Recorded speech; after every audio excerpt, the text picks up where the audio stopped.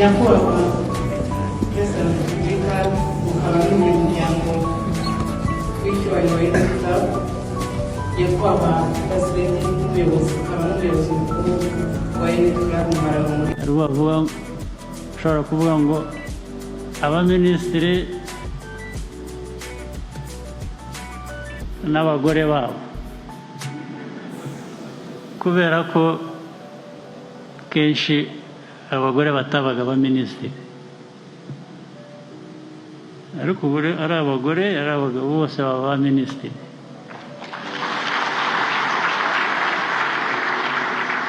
Ni abashakanye rero.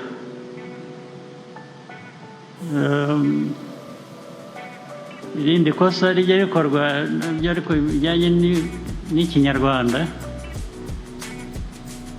bakavuga ngo abaminisitiri n'abafasha babo.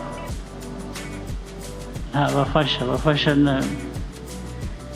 ahubwo nabo muri za minisiteri bafasha ababakuriye. Nta bafasha, umugore n'umugore, umugabo akaba umugabo. Iyo bashakanye